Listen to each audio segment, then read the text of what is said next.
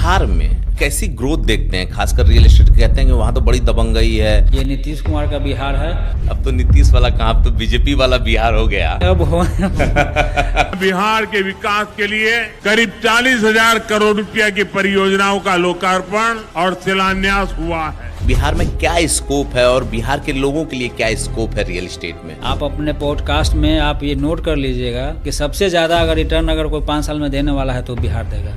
अच्छा, आने वाले 5 सालों में जमीन का रेट 2x 3x होना आम बात है। पटना बिहार अभी वो शुरू हुआ है। जैसे ही ये कंजर्वेशन जोन हटेगा, बड़ा बड़ा टाउनशिप, बड़ा बड़ा मार्केट, बड़ा बड़ा आपको देखने को मिलेगा। जैसे बिहटा एयरपोर्ट अभी बन रहा है, ये सब दानापुर स्टेशन से फ्लाईओवर बिहटा तक जो बन रहा है। हाल में भी रिंग रोड का जो निर्माण हुआ है, बहुत सा प्रोजेक्ट वहाँ पे आसपास आ रहा है। किस तरह की ग्रोथ देख रहे हैं? प्लॉट लोग लें तो फायदे में रहेंगे या फ्लैट लें? किस तरीके की चीजों में इन्वेस्ट करना उनके लिए फायदेमंद होगा? प्लॉट का रिटर्न जो है वो हमेशा ज्यादा रहा है फ्लैट की तुलना में। इतना पैसा है? इतना पैसा है। सही काम करते हैं तो पैसा भी मिलेगा, सम्मान भी मिलेगा। अच्छा, आप बोलते स्लो है लेकिन पैसा तेज कमाते हैं। कंफर्म कर लेते हैं कि जो आज बिहार में लगाएगा वो कल पाएगा। बिहार में जो आज लगाएगा वो कल निश्चित पाएगा। ऐसा होता है क्या कि तुरंत रजिस्ट्री हो, तुरंत पोजीशन हो जाए? किस्त पे जमीन ले रहे हैं, उसमें बिना रेरा कर मत लीजिए। तो चलिए, बिहार के लोग तो लगा ही लेंगे सुन करके, लेकिन जो बाहर के लोग हैं कैसे बिहार जाएंगे? तो आज भी डरते हैं, खबर आती रहती है कभी न कभी। पहले वाला बिहार को भूल के नया बिहार में आइए। आप तो बुला रहे हैं, सरकार बुलाए तब तो। मान लिया आप बुला लिया, कोई चला गया, इन्वेस्ट कर दिया बुलाने पे, और सरकार सेफ्टी नहीं दे पाई। नहीं, सेफ्टी तो वहाँ तो बहुत लोग रियल एस्टेट का काम कर रहे होंगे। बहुत सा लोग कर रहे हैं। तो आपके प्रोजेक्ट में ऐसी कौन सी चीजें अलग हैं जिसकी वजह से लोग आपको पसंद करते हैं? जो मेरे पास आज जमीन प्लॉट खरीद रहा है, खुद कहते हैं कि जाकर पहले अपना जमीन पर बाउंड्री कराइए, उसके बाद ही आपका रजिस्ट्री कराइए। क्या ये सही है कि आपने 1100 फीट से शुरुआत की थी? 550 रुपये स्क्वायर फीट से जमीन सेल करना शुरू किए थे, जो फर्स्ट मेरा प्लॉटिंग है। हाँ। आज का वहाँ का 4,000 रुपये स्क्वायर फीट का रेट हम लोग सेल कर रहे हैं। 50 एकड़ डिलीवर कर चुके हैं? डिलीवर कर चुके हैं। तो कभी आइए पटना, घुमाते हैं आपको।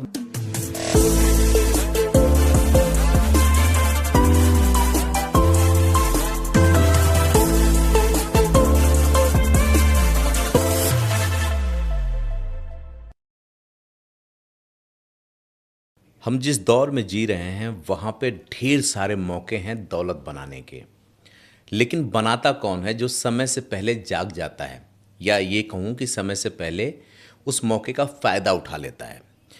मैं लगातार पॉडकास्ट कर रहा हूँ और ये समझने की कोशिश कर रहा हूँ कि जो ये दौर है उसमें कहाँ पैसा लगाना उचित है और कहाँ पैसा लगाना अनुचित है। क्या फिनेंस के ज़रिए या फिनेंस को समझ करके हम SIP में जाएं, गोल्ड में जाएं, सिल्वर में जाएं? जो अंतर्राष्ट्रीय स्थिति बनी हुई है वैसे में अगर वैसी जगहों पे पैसा लगाते हैं तो क्या स्थिति बनेगी? या फिर एक सेफ जोन होता है जहां ये कहते हैं कि आज डाल दो तो कल ही उसका रेट बढ़ जाता है, वो होता है रियल एस्टेट। चाहे आपने ज़मीन खरीदी या फिर आपने फ्लैट खरीदा, अगर ऐसी जगहों पे आप पैसा इन्वेस्ट करते हैं तो वो पैसा आपके आंख के सामने होता है और लगातार वो ग्रोथ कर रहा होता है। क्योंकि ऐसे केस में आपने देखा होगा कि कोई ज़मीन आज आपने खरीद ली और 4 दिन बाद ही उसको बेचना है, तो जिस रेट में आपने खरीदा है उससे तो बढ़ के ही मिलेगा। तो ये रियल एस्टेट का क्या मनोविज्ञान है, यहाँ पैसा कैसे घूमता है, पैसा कैसे बनता है? और देखा ये भी जाता है कई बार रियल एस्टेट में आने वाले लोग फ्लॉप भी हो जाते हैं, चाहे वो उसके फाउंडर हों या फिर एसोसिएट्स हों। और अगर एक बिल्डर कोई है या कोई ऐसा है जो ज़मीन रियल एस्टेट के लैंड पे काम करता है, प्लॉट पे काम करता है, तो कोई तीसरा व्यक्ति उससे जुड़ करके कैसे कमा सकता है? इसी को समझने के लिए आज हम ये पॉडकास्ट लेकर के आए हैं। और जो हमारे साथ हैं उन्होंने खुद 1100 स्क्वायर फीट से एक बहुत बड़े साम्राज्य की स्थापना की है, वो भी बिहार जैसी जगह पे। क्योंकि ये वो दौर है जब हर स्टेट डेवलप हो रहा है, हर स्टेट में मौका है पैसा बनाने का। तो कैसे बना सकते हैं, बिहार की क्या स्थिति है, वहाँ पे कैसे काम हो रहा है, इसी को हम समझने वाले हैं। तो आज हमारे साथ AG होम्स इंडिया के फाउंडर परमेश कुमार जी हैं। आइए उनका स्वागत करते हैं और समझते हैं कि आज जो लोग बिहार में हैं उसके आसपास के लोग हैं, अगर वो आज वहाँ पैसा लगाते हैं तो कितना ग्रो कर पाएंगे आने वाले वक्त में। Sir, thank you so much ये समय देने के लिए। धन्यवाद। क्या मैं ये सही कह रहा था कि आने वाला दौर रियल एस्टेट का है? बिल्कुल आप सही हैं। रियल एस्टेट ही रियल एसेट है। अच्छा। ये जो है सो रियल एस्टेट ही ऐसा बिजनेस है जिसमें रियल लगा हुआ है शब्द में भी और वाकई में रियल है भी। आपको पता है एक चीज़ क्या है बिहार की? बिहार के लोगों की बोली भाषा बड़ी अच्छी होती है, आप लोगों की लैंग्वेज बड़ी मीठी होती है। ये तो है। अच्छा एक बात बताइए, कहते हैं कि रियल एस्टेट में आने वाले 90% लोग फ्लॉप हो जाते हैं, उसके पीछे का रीज़न क्या मानते हैं आप? फ्लॉप होने का कारण रीजन एक ही है कि वो अपना जो है सोच को सोच लेते हैं कुछ ज़्यादा रियल एस्टेट को जो सोचते हैं कि इसमें बहुत ज़्यादा पैसा है। जिसमें जो रियल एस्टेट में आने से पहले वो अपना एक फिक्स माइंडसेट बना लेते हैं कितना तो कमाएंगे ही कमाएंगे।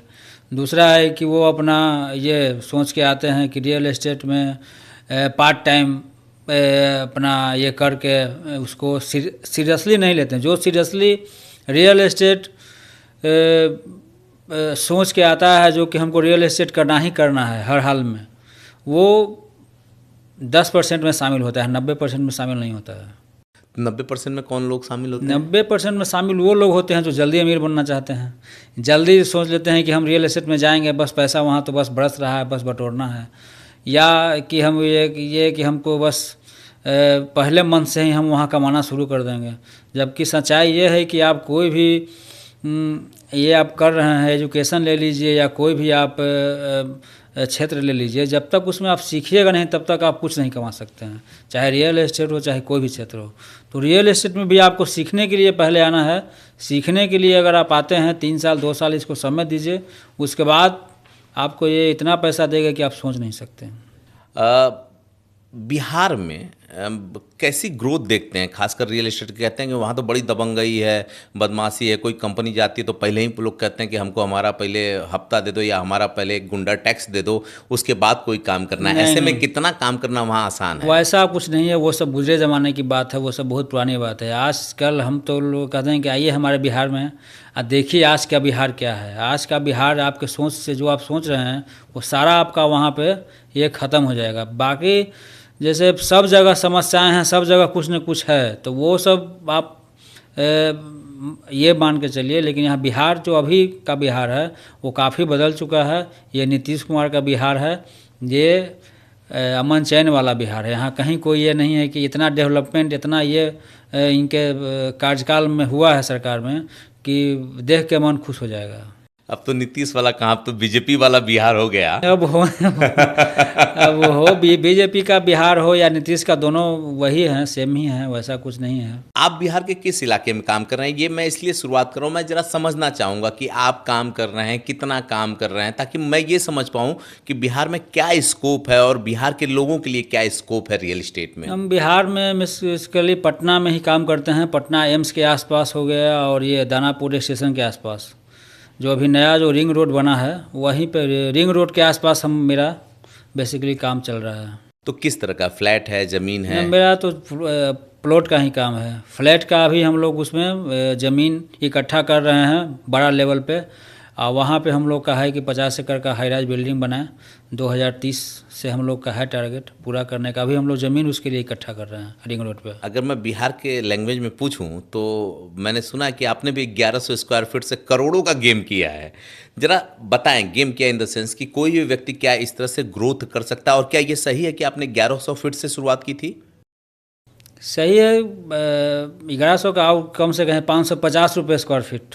अच्छा। हम लोग 550 रुपये स्क्वायर फीट से ज़मीन सेल करना शुरू किए थे, जो फर्स्ट मेरा प्लॉटिंग है। हाँ। आज का वहाँ का 4000 रुपये स्क्वायर फीट का रेट हम लोग सेल कर रहे हैं। अच्छा। तो वहाँ पे कोई भी कर सकता है। रियल एस्टेट में ऐसा कुछ नहीं है, कोई ये जादू कोई ये नहीं है कि ये मैजिक है। कोई भी अगर उसको सीख के समझ के अच्छा से अगर काम करे तो कोई भी कर सकता है। रियल एस्टेट जो है सो जल्दी अमीर बनाने का नहीं है, इसमें समय देने का चीज़ है। समय दीजिएगा तो आप अच्छा करिएगा। लगभग कितना ज़मीन इस समय आपके पास होगी जिस पे आप काम करोगे, या क्या विज़न है, किस तरह से आप पटना में डेवलप कर रहे हैं, क्या बना रहे हैं, जरा सा बताएंगे विस्तार से हमको। मैंने हम लोग जैसे ज़मीन के रियल एस्टेट के काम में 2010 में हम आए। 2010 में वो भी एक घटना था, चूँकि हम पहले जो काम करते थे, मेरा स्टूडियो था, एक्सरे फिल्म का सप्लाई वगैरह भी कुछ किए हैं, बाकी तरह तरह का जो समझ में आता था वो करते थे। रियल एस्टेट बेसिकली ना तो मेरा पुश्तैनी बिजनेस था, ना कोई मेरा कोई इसमें कोई रुझान था। बाई समझिए कि गॉड ये कोई शक्ति जो है हमको इसमें रियल एस्टेट में लेके आया। हम उसके बिहाफ में रियल एस्टेट में जब से जुड़े तब से इसको तन मन धन से इसमें लग गए। क्या लगता है कि ज़मीन खरीदना आज सेफ इन्वेस्टमेंट है बिहार में भी? हाँ, ज़मीन तो सेफ इन्वेस्टमेंट हमेशा रहा है। ज़मीन जितना रिटर्न आज तक न कोई दिया है न देगा। रियल एस्टेट का आप कहें तो ज़मीन में सेफ्टी का मतलब है कि आप उसमें अगर सही देख समझ के अगर सुन के अगर लेते हैं ज़मीन, आप डेवलपर के बारे में जहाँ ले रहे हैं उसके बारे में बैक पता कीजिए, 5 साल का उसका रिकॉर्ड देखिए, या जो ज़मीन ले रहे हैं उसका चैन डीड पूरा खतियान से लेकर अभी तक का जो चैन है उसको समझ के लोकेशन, वहाँ आसपास के क्या लोकेशन। अब कहीं भी ज़मीन ले लीजिएगा, लेने से मतलब नहीं है, सही ज़मीन एक ही लीजिए लेकिन सही लीजिए। तो जैसे हम पश्चिमी उत्तर प्रदेश में बैठे हैं, मैं खुद भी पूरब से आता हूँ, यहाँ ज़मीन लोग आसानी से खरीद लेते हैं। कोई बिल्डर आया है, कोई ज़मीन काम करना चाहता है। मेरे कई क्लाइंट हैं जो बिहार से ही हैं और यहाँ नोएडा में, जेवर में बहुत अच्छा काम कर रहे हैं, मथुरा में बहुत अच्छा काम कर रहे हैं। यहाँ ज़मीनें ईजिली मिल जाती हैं। क्या बिहार में भी इस तरह से कोई काम कर सकता है आसानी से? वहाँ ज़मीनें मिल जाती हैं? ज़मीन आराम से मिल जाती है। किसान देता है अपनी ज़मीन? किसान ज़मीन देता है, लेकिन वही ज़मीन वहाँ पे इकट्ठा करना थोड़ा सा है कि ज़मीन किसान से लेना मुश्किल है, क्योंकि वो ज़मीन अपने बेटा से भी ज़्यादा कीमती उसको वो मानते हैं। बेटा से भी ज़्यादा ज़मीन को लोग ये करता है। जब तक उनको कोई बेसिक ज़रूरत नहीं पड़ता है, हाँ। जैसे शादी हो या कोई अकस्मात कुछ खर्चा हो या कोई पढ़ाई वगैरह, ये सब के लिए ज़मीन तो सेल होता ही है। ज़मीन में कहीं चाह के भी आदमी उसको नहीं रोक सकता है। जब ज़रूरत के हिसाब से वो सेल किसान करता ही करता है। वही को हम लोग जैसे पूरा मान लिया कि कोई एक मौजा हो तो उसमें ज़मीन सेल होता ही है। जाने जिसको नहीं ज़रूरत है वो नहीं सेल करता है, जिसको ज़रूरत है वो सेल करता है। तो हम लोग जो बिहार में ज़मीन का इकट्ठा करते हैं वो एक जगह कहीं अपना एरिया चुन ये किए, प्लानिंग किए कि यहाँ हम लोग को प्लॉटिंग करना है, तो वहाँ पे ज़मीन पकड़े, आराम से 2-4 बीघा ज़मीन मिल गया, इकट्ठा किए। फिर उसके पीछे में ज़मीन जो लेना होता है हम लोग का, तो बंद प्लॉट का भी रेट हम लोग मेन रोड का ही देते हैं। अच्छा। या थोड़ा सा उसमें कम बेसी करके, मान लिया कि 5 लाख रुपये कट्ठा बंद प्लॉट वहाँ बिक रहा है, हाँ। तो हम लोग उसको 20 लाख रुपये कट्ठा ऑफर करते हैं किसान को, चौगुना। उनसे किसान को क्या फ़ायदा होता है कि एरिया में उनका तो पूरा ज़मीन कहीं ना कहीं सेल हो रहा है मौजा में। किसान लोग क्या करते, किसान लोग को हम समझाते हैं कि आप ज़मीन को आपको नहीं ज़रूरत है सेल करने का, लेकिन आप ही के गांव में और दूसरे किसान को ज़रूरत है ज़मीन, जो यहाँ ना सेल करके दूसरे जगह सेल कर रहे हैं, तो आप उनका ज़मीन परचेज कर लीजिए। यहाँ हमको आप दे दीजिए 20 लाख, वहाँ 5 लाख रुपये कट्ठा भी ज़मीन आपका हो जाएगा। दुगना ज़मीन आप खरीद लीजिए, प्लस आपके पास पैसा भी बच जाएगा। अच्छा, एक बात बताइए, कभी आपको लगता है कि जैसे बिहार से ही सटा हुआ उत्तर प्रदेश के कुछ बॉर्डर हैं, जैसे बनारस है, गोरखपुर को ले लीजिए, देवरिया को ले लीजिए, इधर मिर्ज़ापुर वगैरह ले लीजिए, आजमगढ़ को ले लीजिए, लखनऊ तो मान लीजिए राजधानी हो गई, यहाँ रियल इस्टेट के कारोबार बहुत फलित हुए, बिल्डिंगें बनी, बहुत कुछ हुआ। वहाँ ऐसा क्या रहा कि बहुत तेज़ी से ग्रोथ नहीं हो पाया? वो तो अच्छा है कि आप लोग वहाँ पर काम शुरू किए हैं और चीज़ें हो रही हैं। क्या लगता है, क्या समस्याएँ रही हैं? समस्याएं वहाँ पे बेसिक समस्या जो था वो सारा चीज़ अभी सरकार द्वारा सारा चीज़ वहाँ पे धीरे धीरे सारा चीज़ अब बहुत सा जो इन्वायरमेंट पे खर्च किया गया है, रोड रास्ता एकदम पुल पुलिया इतना बन चुका है कि सब बिहार अब तैयार है। बिहार जो है से अगर सबसे ज़्यादा अगर आने वाला 5 साल में आप अपने पॉडकास्ट में आप ये नोट कर लीजिएगा कि इसको रिकॉर्ड में रखिएगा, या डायरी पे भी कहीं नोट कर लीजिए कि सबसे ज़्यादा अगर रिटर्न अगर कोई 5 साल में देने वाला है तो बिहार देगा। अच्छा। क्योंकि कारण है कि बिहार सारा जगह जो भी डेवलपमेंट था वो सब हो चुका है। हाँ। लेकिन पटना बिहार अभी वो शुरू हुआ है। अच्छा। कारण वहाँ पे आसपास बड़ा बड़ा बिल्डिंग न बनने का कारण है कि 2016 का मास्टर प्लान, 2016 में मास्टर प्लान जो बना था उसमें रिंग रोड वगैरह का कहीं जिक्र नहीं था। तो जिसके कारण जहाँ पे थोड़ा सा जो मास्टर प्लान बना उसमें जहाँ पे कंजर्वेशन जोन होना चाहिए था, जहाँ पे आवासीय जोन होना चाहिए था, जोन डिवाइड करने में थोड़ा सा मिस मैच हुआ है, जिसके कारण पटना में अभी आपको विश्वास नहीं कीजिएगा, सगुना मोड़ के आसपास आपको 5-6 CR का कट्ठा ज़मीन है। अच्छा। ब्रांच में भी आपका 1-2 करोड़ कट्ठा कम ज़मीन आपको नहीं मिलने वाला है, जिसका कारण है कि एम्स के आसपास दानापुर स्टेशन के आसपास सारा ज़मीन जो है सो आपको कंजर्वेशन जोन में है। कंजर्वेशन जोन में आप आवासीय का निर्माण कर नहीं सकते हैं, बना नहीं सकते हैं, जिसके कारण पूरा भार जो है सो आ गया है शहर पे, जो शहर के जो मेन टाउन है उस पे। अगर जैसे ही ये 2031 तक मास्टर प्लान है, सरकार इस पे काम भी कर रही है, सर्वे करा रही है, जैसे ही ये कंजर्वेशन जोन हटेगा वैसे आप वहाँ भी बड़ा बड़ा टाउनशिप, बड़ा बड़ा मार्केट, बड़ा बड़ा आपको देखने को मिलेगा और वहाँ भी डेवलपमेंट का रफ्तार बहुत तेज़ हुआ है। जैसे बिहटा एयरपोर्ट अभी बन रहा है, ये सब इंटरनेशनल एयरपोर्ट, दानापुर स्टेशन से फ्लाईओवर बिहटा तक जो बन रहा है, हाल में भी रिंग रोड का जो निर्माण हुआ है, बहुत सा प्रोजेक्ट वहाँ पे आसपास आ रहा है। तो एक बात तो ये, जैसे आप कह रहे हैं कि अब आने वाले 5 साल में मैं लिख लूँ कि वहाँ पे सबसे ज़्यादा डेवलपमेंट होंगे, तो आप किस तरह की ग्रोथ देख रहे हैं? प्लॉट लोग लें तो फ़ायदे में रहेंगे या फ्लैट लें? किस तरीके की चीज़ों में इन्वेस्ट करना उनके लिए फ़ायदेमंद होगा जो आगे उनको रिटर्न देने वाला है? दोनों का, फ्लैट और फ्लैट का, ये प्लॉट और फ्लैट के दोनों का अलग अलग मायने हैं। दोनों अपने आप में ज़रूरत के हिसाब से, ये जो छोटा फैमिली है, जो अपना जॉब में है, जिसको एकदम बेसिक ज़रूरत है, जिनके पास समय नहीं है, वो तो एक आध फ्लैट तो उनको ज़रूरत है, वो तो लेंगे ही लेंगे।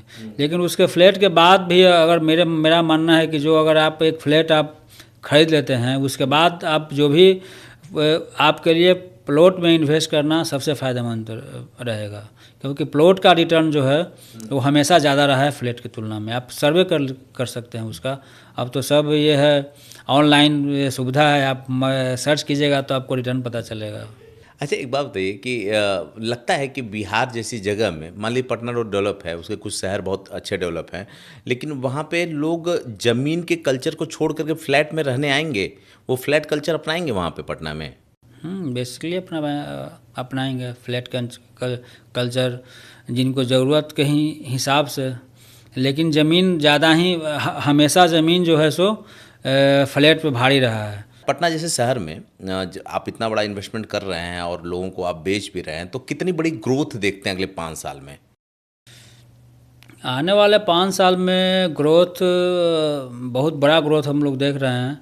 और ये तो आसपास देखने की चीज़ है। आप कहीं भी आप ऑनलाइन सर्च करके देखिए कि जहाँ पे इंटरनेशनल एयरपोर्ट बना आ रहा हो, जहाँ पे बस स्टैंड आ रहा हो, जहाँ पे ये है रिंग रोड बना हो, वहाँ पे पहले रेट क्या था, उस समय का रेट क्या था, आज का रेट क्या है, आप केवल सर्च करके देख लीजिए। तो हम मानते हैं कि आने वाले 5 साल में जितने विकास के काम हुए हैं, आने वाले 5 सालों में कम से कम ज़मीन का rate 2x, 5x, 2x, 3x होना आम बात है, ज़्यादा भी हो सकता है।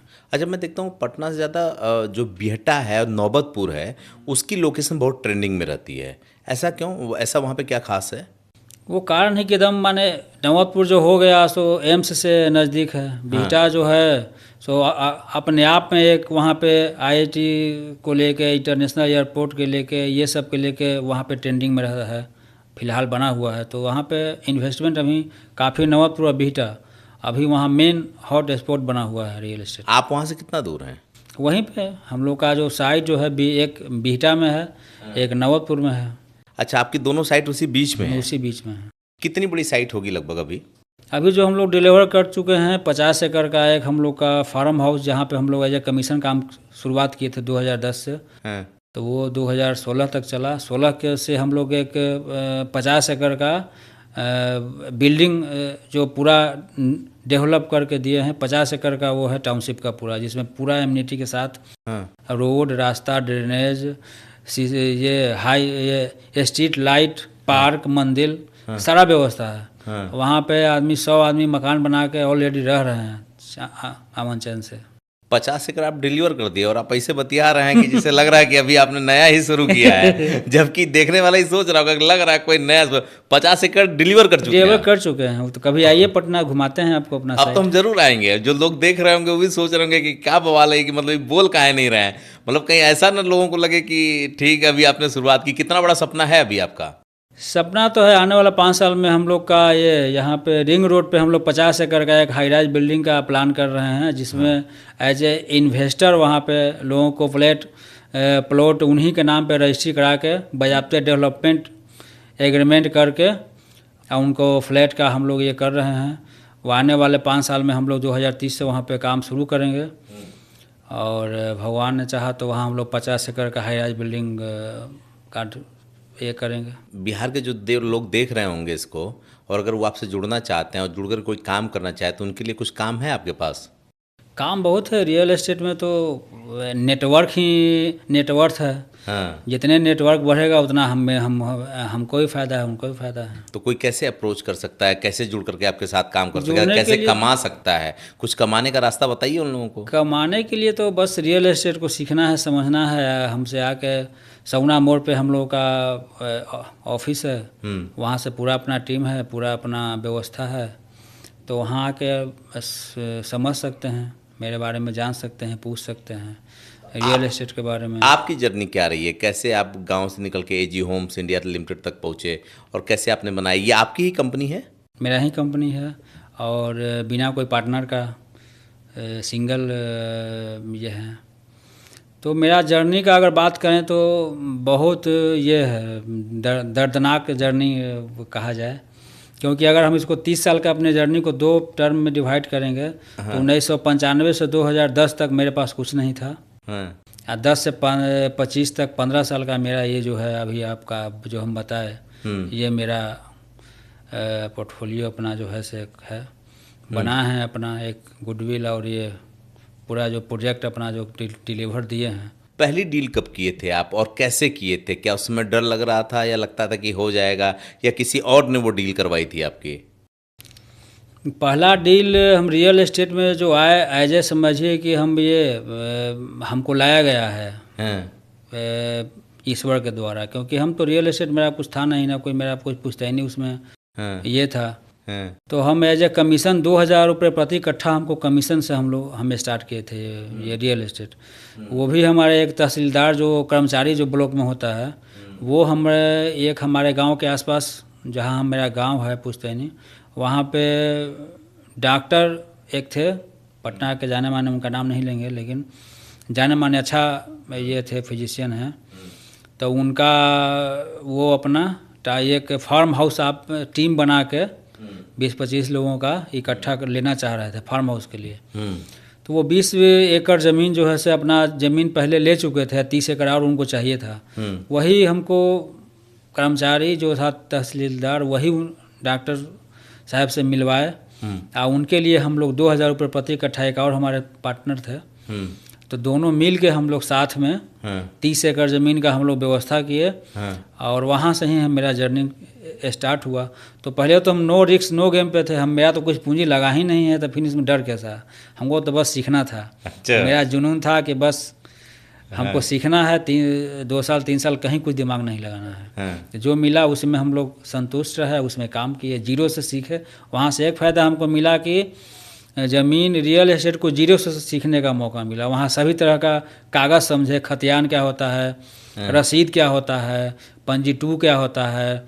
अभी आप ज़मीन खरीद रहे हैं तो खतियान से लेकर अभी तक का हम मैच कैसे करें, उसका चैन कैसे मिलाएं, गिफ्ट क्या होता है, गिफ्ट डीड क्या होता है, वसीयत क्या होता है। अगर 4 भाई है तो उसका बंटवारा क्लियर नहीं है तो ये बंटवारा का पेपर चाहिए। तो ये है पूरा सब जीरो से उसको समझ के फिर अपना 2013 से अपना अलग हम लोग अपना फिन हो गए। अपना वो जो हमारे पार्टनर थे अपना वो डॉक्टर साहब के ही अपना काम में लगे रहे। हम वो लोग अपना आज भी उनसे वही मित्रवत संबंध है, कहीं कोई दिक्कत नहीं है। लेकिन हम अपना अलग कहे कि अब हमको लग रहा है कि अब अलग यानी कुछ बड़ा करना है, तो वो तैयार नहीं हुए रिस्क लेने के लिए कि नहीं हमको तो इसमें रिस्क लग रहा है, यही ठीक है। तो हम लोग वहाँ से अलग हुए, अपना हम सोचे कि अलग करके देखते हैं, क्योंकि बिना रिस्क का तो कोई गेम होता नहीं है।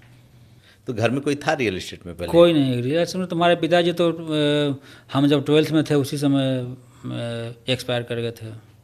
तो 12th माने 2002 से तो फिर पूरा कमान हमारे ही हाथ में। वर्तमान को ठीक करने का जिम्मेवारी एक बहन एक भाई का जिम्मेवारी, घर संभालने का जिम्मेवारी के साथ साथ ये सब करना, मतलब जिम्मेदारी ने आपको गढ़ा है। बस। कहते हैं कि बिल्डर लोग अक्सर किसानों को और बायर्स को धोखा दे जाते हैं, नहीं जो कहानी आपकी है, तो क्या कभी आपको किसी किसान ने धोखा दिया या कहीं आप धोखा खाया ऐसा? ये कोई भी बिजनेस रियल एस्टेट में धोखा और ये कोई भी बिजनेस आप कर रहे हैं तो सचेत तो आपको रहना ही पड़ेगा। कोई भी काम आप कर रहे हैं तो उसमें आपको सचेत रहना है, ध्यान देते रहना है। तो अगर आप जैसे आप धोखा की बात कहेंगे तो एक कहानी आपको रियल कहानी है मेरा, वो सुना देते हैं। जैसे इसमें रियल एस्टेट में जितने आप काम करते जाइएगा उतने ही आप इसमें सीखते जाइएगा। ठीक है। और डीपली से बहुत सा ऑडियंस को भी आपको बहुत सा जानकारी मिलेगा कि धोखा कैसे हो सकता है रियल एस्टेट में। तो एक मेरा जो पर्सनल अनुभव अपना ये बता रहे हैं अनुभव से कि एक हमने ज़मीन सौना मोड़ के आसपास, एक हमारे वायर थे, मैंने कस्टमर थे, उनको एक ज़मीन चाहिए था क्लिनिक वगैरह के लिए। तो बोले कि 2-3 कट्ठा अगर ज़मीन हो मेन पे सौना मोड़ के आसपास तो हमको दे दीजिए। हाँ दे दीजिए। तो उनका हम एक अपना सर्च देखे, अपना टीम को भिड़ा के देखिए कोई अगर हो ज़मीन तो एक 2.5 कट्ठा का ज़मीन निकला।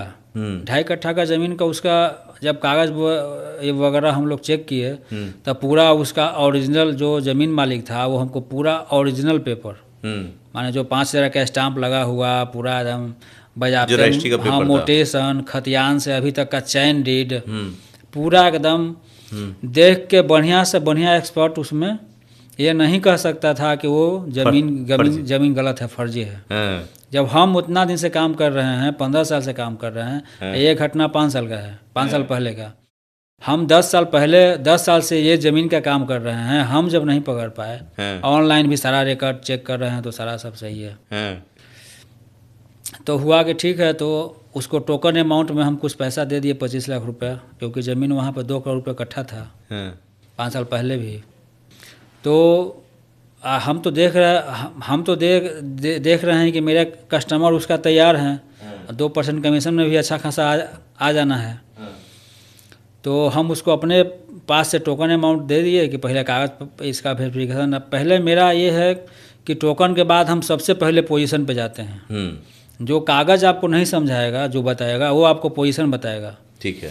तो टोकन देने के बाद हम वो किसान को बोले कि हमको आप उसका पोजीशन दीजिए, उस पर बाउंड्री वगैरह हम लोग कराएंगे उसका। सबसे पहला बाउंड्री वाला मेरा पहला प्राथमिकता रहता है बाउंड्री कराना। तो कागज़ तो आपको हम समझ लिए सब सही है। जब ज़मीन पे जाने की बात आई तब किसान वो अपना रंग बदलने लगा कि नहीं हम 50% लेंगे, 25% लेंगे, तब ज़मीन पर ये पोजीशन देंगे, नापी कराएंगे, ये होगा वो होगा। हम कहे कि नहीं, हम तो बात आपसे तय हुआ है कि आप टोकन के बाद हम ज़मीन के पे पोजीशन देंगे, उसके बाद ये होगा। उसके बाद वो मुकरने लगा कि नहीं हमको कम से कम 25, वो चाह रहा था कि कितना ज़्यादा से ज़्यादा पैसा इनसे हम निकाल लें। तो हमको डाउट हुआ, फिर हम लगे लोकल आसपास के जो भी दुकानदार थे ये सब लोग से पता करना कि ये ज़मीन ये है वैसा वैसा। तो एक वैसे ही सर्च करने में हमको जो वो ज़मीन दिलवाए थे उनको पहले 10 साल पहले वो हमारे परिचित निकले। वो बोले कि वो तो ज़मीन परमेश जी हम ही दिलवाए हैं उनको। हम अच्छे से जब भी वो सेल करेंगे तो इतना अच्छा रिलेशन है कि हम बिना बताए हुए उसको सेल कर ही नहीं सकते हैं। कैसे ही सेल कर दिए, दूसरा तीसरा से आप ले रहे हैं। तो वो डायरेक्ट फ़ोन लगा दिए, वो ज़मीन मालिक जिसका ज़मीन था, ज़मीन को फ़ोन लगाया तो ज़मीन मालिक बोला कि हम ज़मीन बेचे ही नहीं हैं, हम ज़मीन बिक्री किए ही नहीं हैं। तब उसमें मामला निकल गया कि जो ज़मीन किसान का था वो फॉल्स ज़मीन जो है सो रजिस्ट्री किसी ज़मीन दूसरे वही नाम का दूसरे आदमी से ज़मीन का रजिस्ट्री करा कर मोटेशन वगैरह करा कर पेपर लेके घूम रहा था। तो आपका पैसा निकला कि नहीं?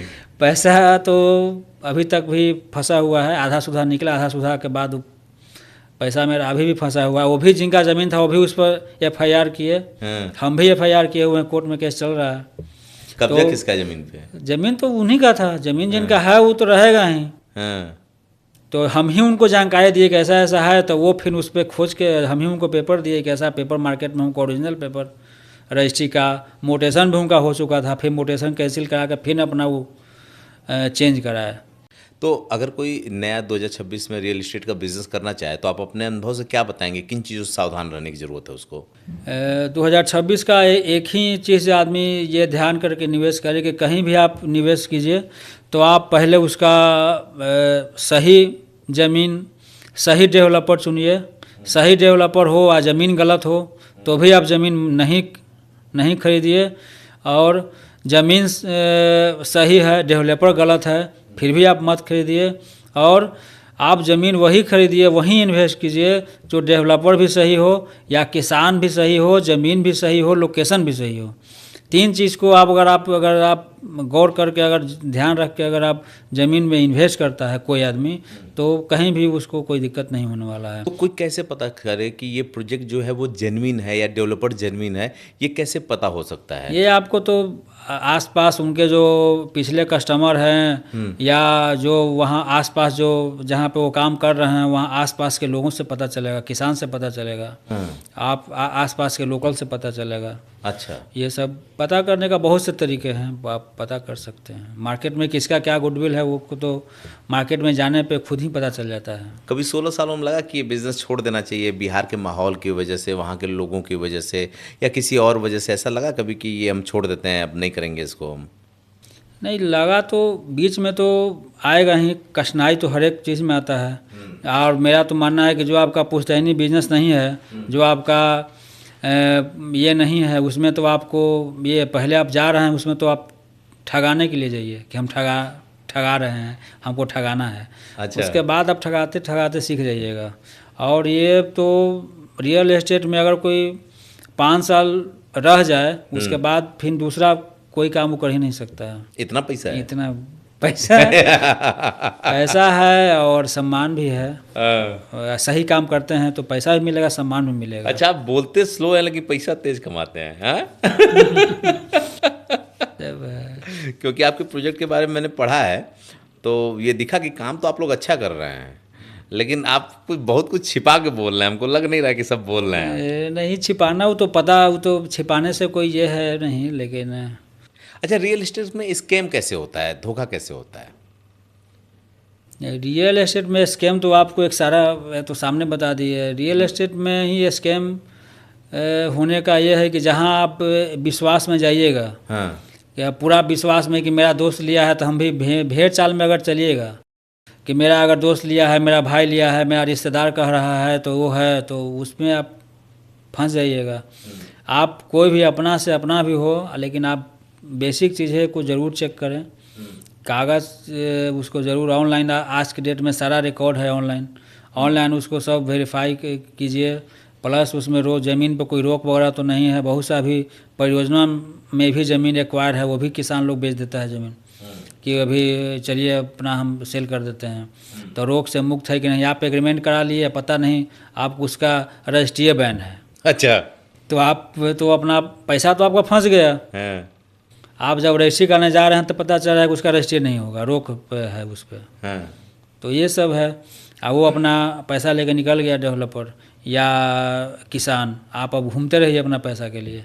तो ये सब बेसिक चीज़ें आपको जानकारी लेके सोच समझ के अगर आप इन्वेस्ट करते हैं तो कहीं कोई दिक्कत नहीं होने वाला है। आजकल बहुत ऐड चलते हैं और लोग उस पर जाते हैं कि इंस्टेंट रजिस्ट्री, मतलब तुरंत रजिस्ट्री, तुरंत पोजीशन लीजिए। ऐसा होता है क्या कि तुरंत रजिस्ट्री और तुरंत पोजीशन हो जाए? हाँ, तुरंत रजिस्ट्री ज़मीन आप तो वही लीजिए जो आपको तुरंत पोजीशन मिल जाए। तुरंत रजिस्ट्री जो आपको पोजीशन के साथ साथ तुरंत रजिस्ट्री मिल जाए। आप अगर ये में जा रहे हैं, किस्त में जा रहे हैं कि हमको किस्त पे ज़मीन ले रहे हैं लंबा टर्म के लिए 5 साल 4 साल का, तब आप लंबा जो किस्त पे ज़मीन ले रहे हैं उसमें बिना रेरा का मत लीजिए। अच्छा, बिना रेरा रजिस्ट्रेशन के आप ज़मीन लॉन्ग टर्म में मत खरीदिए कि जो आपको बोल रहा है कि हमको 2 साल में आपको ये हम डेवलप करके देंगे, 3 साल में डेवलप करके देंगे। ज़मीन आप वहीं लीजिए जहाँ पे आपको पोजीशन मिल रहा हो, जो आप सुविधा आपको, जो आप आदमी बोल रहा है वो सुविधा वहाँ दिख रहा हो आपको, वो ज़मीन में इन्वेस्ट कीजिए। तो जो रेरा है वो प्लॉट के लिए भी लागू होता है या फ्लैट और केवल जमीन? दोनों के लिए लागू होता है। दोनों के लिए? रेरा में फ्लैट, प्लॉट में भी रेरा आता है, तो वहाँ तो कुछ डेवलप करने वाली बात होती नहीं है। रेरा जो आपको बता रहा है कि उसमें हम पार्क देंगे, मंदिर देंगे, रास्ता देंगे, यहाँ कमेटी हॉल रहेगा, वो उसमें तो रेरा की ज़रूरत है ही। अच्छा, कई बार देखते हैं मालिक ना पर्दे के पीछे होता है। जैसे आप भी आप तो हर डील करते नहीं होंगे, एजेंट डील करते होंगे, लेकिन एजेंट जो है ना मिसगाइड बहुत करते हैं। कोई भी व्यक्ति अगर ज़मीन खरीदने जा रहा है तो वो कैसे समझे कि एजेंट सही बोल रहा है या मिसगाइड कर रहा है? वही तो हम बताना चाह रहे हैं। वो आप जमीन जहां आप खरीदना चाहते हैं, हाँ। पहले वहां आप 2 से 3 महीना लगातार घूमिए, समय निकाल के 6 महीना वहां उस एरिया पे आप क्या क्या 6 महीना में डेवलपमेंट हो रहा है, आते जाते आपको जो बातें, बहुत सारी बातें पता चलेगा। वहाँ का लोकल आदमी से जो आपको जानकारी देगा, वो आपको न कोई डेवलपर देगा, न कोई आपको मोटिवेशनल स्पीच देगा, न कुछ देगा। आप खरीदने के लिए ज़मीन पे आपको उतरना पड़ेगा। ज़मीन, अगर आपको इच्छा है कि हम ज़मीन खरीदें, सही ज़मीन खरीदें, सही लोकेशन में खरीदें, तो आपको ज़मीन पे उतर के उसका रियलिटी चेक करना पड़ेगा, तभी आप सही ज़मीन खरीद पाइएगा, सही इन्वेस्ट कर पाइएगा। मैंने सुना है कि डीएनसीटी प्रोजेक्ट 2 करके, मतलब फेज 2 करके आप कोई प्रोजेक्ट डाले, उसमें लोग इन्वेस्ट भी कर रहे हैं। किस तरह का प्रोजेक्ट है और क्यों उसमें इन्वेस्ट कर रहे हैं लोग, बाकी लैंड को छोड़ करके? वहाँ पे चूँकि वो ज़मीन जो है डीएनसीटी हम लोग का, वो बिहटा इंटरनेशनल एयरपोर्ट के नज़दीक है, कन्हौली बस स्टेशन के पास है, और नवतपुर और ये कन्हौली के बीचों बीच है। तो वहाँ पे बगल में गोरखा बटालियन का भी एक ट्रेनिंग कैंप खुल रहा है। वहाँ पे आपका ये है सासाराम पटना जो है रोड, वो रिंग रोड, हाँ, हाई 4 लेन, वो आके वहीं पे रिंग रोड में कनेक्ट हो रहा है। वहाँ जंक्शन बन रहा है 3, और वहाँ से नवतपुर भी आप जा सकते हैं, शिवाला भी जा सकते हैं, दानापुर स्टेशन भी जा सकते हैं, Kanhauli bus stand, Bihta international airport वगैरह सारा सुविधा है। तो आप ये रिंग रोड के नज़दीक में है, रिंग रोड के एकदम पास में है। तो वहाँ प्लॉट बेच रहे हैं कि फ्लैट? नहीं, प्लॉट बेच रहे हैं। फ्लैट का हम लोग 2030 में हम लोग, अच्छा, हाँ, वहाँ पे करेंगे। कितना बेच दिया होगा आपने प्लॉट उसमें फेज 2 में? उसमें फेज 2 में हम लोग 10 एकड़ का अभी किए हैं, सेल किए हैं। अच्छा, अब बाकी अभी वहाँ हम लोग और अभी कितनी बड़ी साइट है वो? वो तो साइड हम लोग का वहाँ पे है 100 एकड़ का प्लानिंग है। 100 एकड़ का? 100 एकड़ का, जिसमें से 10 एकड़ हम लोग डिलीवर किए हैं। 10 एकड़ का फिर सेकेंड फेज में डेवलप करेंगे, फिर 10 एकड़ करके उसको 5 साल का प्रोजेक्ट है। 5 साल में वो अपना जब डेवलप करते हैं ज़मीन हम वही सेल करते हैं जिसपे आपका 4 व्हीलर आपके ज़मीन पर चला जाए। हाँ, जो आपको बेसिक ज़रूरत जो है, जो रास्ता, पेवर ब्लॉक, लाइट, ये सब का बेसिक ज़रूरत फर्स्ट फेज में ही शुरू बना देते हैं। जब आप लोग कोई साइट पसंद करते होंगे, जैसे आप व्यवसायी हैं, आपका फेज 1 कंप्लीट हो चुका है, फेज 2 में काम कर रहे हैं, 30 में आप बिल्डिंग भी लेकर के आने जा रहे हैं, मतलब फ्लैट्स भी लेकर आने जा रहे हैं, तो जब लोकेशन कोई चूज़ करते हैं आप लोग इन्वेस्ट करने के लिए, तो कौन सी ऐसी 3 चीज़ें हैं जिसको देखते हैं, उसके बाद उसमें पैसा डालते हैं? मेन तो ज़मीन के लिए बस लोकेशन ही देखना है। लोकेशन है, वहाँ का आसपास का कनेक्टिविटी कैसा है, आने जाने में लोगों को कोई ज़्यादा परेशानी, कहीं से भी आराम से वहाँ आदमी पहुँच जाए, और जो वहाँ पे इन्वायरमेंट हो, वहाँ पे रहन सहन लोगों, माने आसपास वैसा इलाका चुनते हैं जहाँ पे लगे कि भविष्य में यहाँ पे आसानी से लोग यहाँ पे रह सकता है। जिस बिहटा एयरपोर्ट के आप जिक्र कर रहे थे बार बार, वो कितना बड़ा अपॉर्चुनिटी लेकर के आया है रियल इस्टेट में काम करने वालों के लिए, या आप लोगों के लिए कितना बड़ा अपॉर्चुनिटी लेकर के वो एयरपोर्ट आया है बिहटा वाला? कहीं भी आप इंटरनेशनल एयरपोर्ट वगैरह या बस स्टैंड जो हम कह रहे हैं कन्हौली वगैरह, ये सब के आसपास कहीं आप ऑनलाइन सर्च करके देखिएगा, गूगल सर्च कर लीजिए या ChatGPT पे आप कुछ भी, जहाँ पे ये सब प्रोजेक्ट आया है। अभी जेवर एयरपोर्ट आपके बगल में बना है, वहाँ का अगर आप 5 साल पहले का अभी अगर रेट आप पता कीजिए कि क्या वहाँ 5 साल पहले क्या रेट था, आज उद्घाटन उसका हुआ है, आज शुरू हुआ है, अब 5 साल बाद वहाँ का क्या रेट है, तो इसका जवाब आपको मिल जाएगा। अच्छा, खैर ये तो है कि जहाँ डेवलपिंग होती है, मैं जेवर ही देख रहा हूँ, क्योंकि मैं तो यहाँ बहुत लंबे टाइम तक रिपोर्टिंग किया हूँ, वहाँ कुछ नहीं था, केवल हाईवे था। वही और अब तो वहाँ आप पैर भी नहीं रख सकते, और बड़ी तेज़ी से सारी चीज़ें मैपिंग हुई और बिक गई। तो ये तो सर्च का विषय तो आप देख सकते हैं, आज के डेट में बहुत आसान, ईजी है समझना। वहाँ तो बहुत लोग रियल इस्टेट का काम कर रहे होंगे। बहुत सा लोग कर रहे हैं। तो आपके प्रोजेक्ट में ऐसी कौन सी चीज़ें अलग हैं जिसकी वजह से लोग आपको पसंद करते हैं? जो मेरे पास आज ज़मीन प्लॉट खरीद रहा है, उसको पूरा कोई टेंशन नहीं है कि हमको ज़मीन ब्लॉक में जाकर उसका मोटेशन कराना है, पोजीशन में कोई दिक्कत है, पोजीशन आपको तुरंत मिलेगा। आप टोकन दे के जाकर वहाँ ज़मीन का, पहले हम खुद कहते हैं कि जाकर पहले अपना ज़मीन पर बाउंड्री कराइए, उसके बाद ही आपका रजिस्ट्री कराइए। नहीं तो कम से कम KP बीम तो ज़रूर डाल दीजिए, अपना एक नाम का बोर्ड लगा दीजिए वहाँ पे। कोई भी विवाद होगा नंबर लिख दीजिए, कोई भी विवाद होगा लोग आपको कॉल करेगा कि हाँ मेरा है, कोई अगर किसी का दिक्कत होगा कि ये मेरा है या उनका है तो आपके पास तुरंत कॉल करेगा, या बोर्ड आपका सही सलामत है तो आपका सही है। पटना आपका जो स्मार्ट सिटी सरकार ने घोषित किया है, केंद्र सरकार ने बोला कि वो स्मार्ट सिटीज़ बनाएंगी, पटना को भी स्मार्ट सिटीज़ में डाला, तो उससे कोई रियल इस्टेट में बूम आया, कोई फ़ायदा मिला आप लोगों को? स्मार्ट सिटी के लिए अभी तो अनाउंस हुआ है, यहाँ सोनपुर के एक जगह है सोनपुर में, हाँ, तो वहाँ पे सरकार का अभी तो हाल में अभी चल रहा है कि वहाँ पे टाउनशिप का ये सेटेलाइट टाउनशिप बसाया जाएगा। तो वहाँ पे अभी तो, लेकिन हम लोग को सोनपुर में उतना नहीं लगता है कि वहाँ पे प्रोग्राम ये सक्सेस कर पाए, क्योंकि वहाँ पे इतना लो लैंड है कि वो इतना, उसमें साल में 3 से 4 महीना ही ज़मीन वो खाली रहता है, बाकी पानी से भरा रहता है लबालब। वहाँ पे दिया उन्होंने? हाँ, वहाँ पे सरकार का प्रोजेक्ट है। यहाँ पे लगभग पटना के आसपास 15,000 करोड़ का सारा खर्च हुआ है, जो एयरपोर्ट, फ्लाईओवर और ये सब रोड पे। और उसके बाद सरकार का वहाँ पे जो रुझान है, अब आने वाला दिनों में देखने लायक रहे वाली बात रहेगी कि क्या सरकार वहाँ पे कर पाता है नहीं, वो तो भविष्य की ये है। अच्छा, रियल इस्टेट के बिजनेस में ना जो माइंडसेट होता है, जैसे हर बिजनेस में माइंडसेट का अपना एक अलग इम्पैक्ट होता है, रियल इस्टेट के बिजनेस में माइंडसेट किस तरह का होता है और कितना उसका महत्व होता है? माइंडसेट तो आपको, माइंडसेट ही तो बना के रखना पड़ेगा आपको, माइंडसेट ही आपका ये काम करता है। कोई भी आपके मुश्किल से मुश्किल परिस्थिति में भी आपको जो सही खड़ा रहता है, जो अपने ये पे रहता है, उसका माइंडसेट तो बहुत बड़ा फैक्टर है। चलिए मैं कुछ आपसे ना जल्दी सवाल पूछता हूँ, रैपिड फायर करते हैं कुछ। आपको क्या लगता है क्या बेहतर है, फ्लैट या प्लॉट? प्लॉट। लॉन्ग टर्म में या शॉर्ट टर्म में? Long term. अगर हम रिस्क और सेफ प्ले की बात करें तो क्या है? ज़मीन। उसमें भी ज़मीन। और लक और सिस्टम की बात करें तो? लक और सिस्टम। हाँ, कि लक इसमें ज़्यादा मायने रखता है या सिस्टम? जो लोग लक पे भरोसा करते हैं वो ज़मीन में पैसा ज़्यादा बनाते हैं, या जो कहीं सिस्टमैटिक इन्वेस्ट सिस्टम से ही आप पैसा बना सकते हैं, लक कोई ये नहीं। और एक सवाल कि लोग बिगेस्ट मिस्टेक क्या करते हैं रियल इस्टेट में?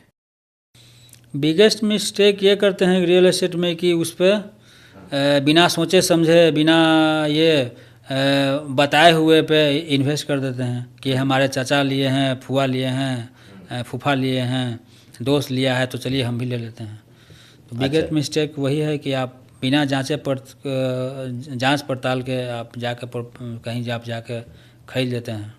आप बिहार से आते हैं, गांव से आते हैं, आपने वो स्थिति देखी जो बहुत नीचे की होती है, ऊपर से भी फादर भी कम समय में छोड़ के चले गए, यानी कि आप मिडिल क्लास के दर्द को अच्छे से जानते हैं।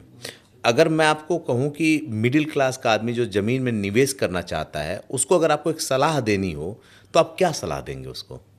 मिडिल क्लास के लिए हम यही सलाह देना चाहेंगे कि ज़मीन आप इन्वेस्ट कीजिए। अगर आपके पास पैसा कम है, अगर 10 लाख का ज़मीन है, आपके पास 2 लाख ही है, तो आप 4 आदमी और ढूंढिए अपने जान पहचान में, रिलेशन में, ग्रुप में इन्वेस्ट कीजिए।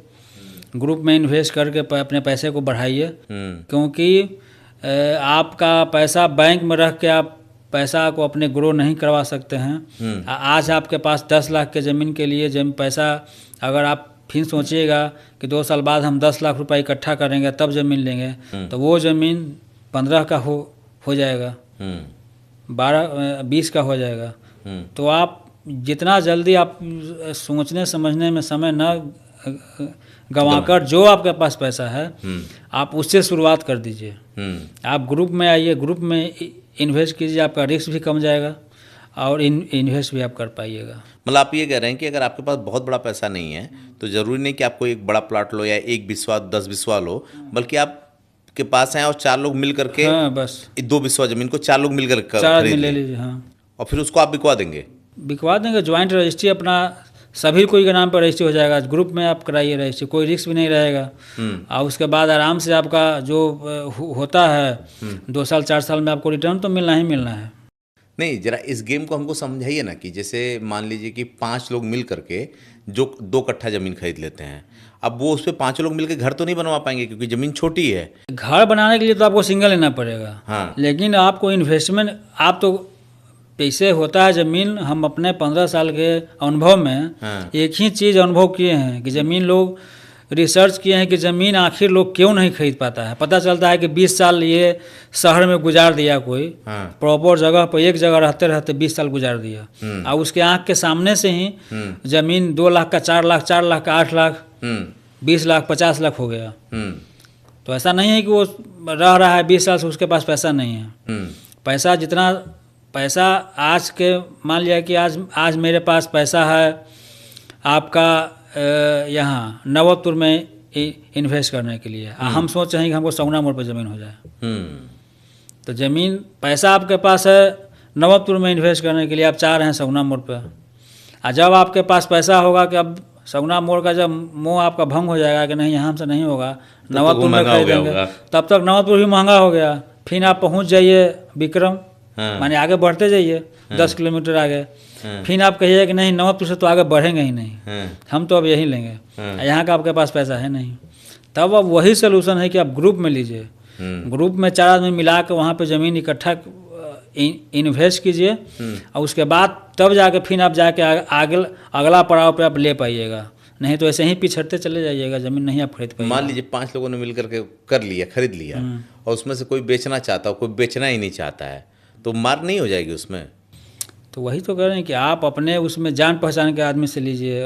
वैसे लोगों आप लोग जैसे मान लीजिए दिलवाते हैं तो आप लोगों को कोई जिम्मेदारी होती है कि भाई चलो 5 लोगों का हम बिकवा करके आपका पैसा और बढ़ा करके दे देंगे, फिर आपको आगे जो करना है आप कर लेना? नहीं, जिम्मेवारी तो इसमें तो आपको खुद लेना पड़ेगा। जिम्मेवारी में तो ऐसा कुछ नहीं है कि ज़मीन आप लीजिए या कोई ये तो फिर गारंटी वाला हो गया कि हम आपको ज़मीन लीजिए इतना में बढ़ा के, तो वो तो स्कैम हो गया, वो तो नहीं कोई आदमी कर सकता है ना। आप तो ज़मीन के आप अपना रिकॉर्ड देखिए, लोकेशन देखिए, क्या रिटर्न दिया है 5 साल में, या आने वाले ये इतना जो प्रोजेक्ट आ रहा है वहाँ पे क्या आपको रिजल्ट मिलेगा, रिटर्न मिलेगा, वो तो आपको बेसिक नॉलेज वो तो देखने की चीज़ है। और जहाँ रहा कि कोई बेचना चाहे ना बेचना चाहे, तो आपको जो, इसीलिए तो कहा है कि आप आपस में दोस्त रिश्तेदार मिल के लीजिए, अनजान आदमी के साथ मिल के मत लीजिए, कि जो आपके वो ज़रूरत समझे, और जिनको जिनके ज़रूरत को आप समझ रहे हैं उनके साथ लीजिए। तो मतलब हम चलते चलते एक सवाल ये जान लेते हैं, कंफर्म कर लेते हैं कि जो आज बिहार में लगाएगा वो कल पाएगा? एकदम, बिहार में जो आज लगाएगा वो कल निश्चित पाएगा। तो चलिए, बिहार के लोग तो लगा ही लेंगे सुन करके, लेकिन जो बाहर के लोग हैं कैसे बिहार जाएंगे? तो आज भी डरते हैं, खबर आती रहती है कभी न कभी। नहीं, पहले वाला बिहार को भूल के नया बिहार में आइए, नया बिहार को घूमिए, देखिए, समझिए, और ये आने वाला 5 साल में सभी जगह से ज़्यादा रिटर्न देने वाला है आपको, सभी जगहों से ज़्यादा रिटर्न आपको बिहार में मिलने वाला है।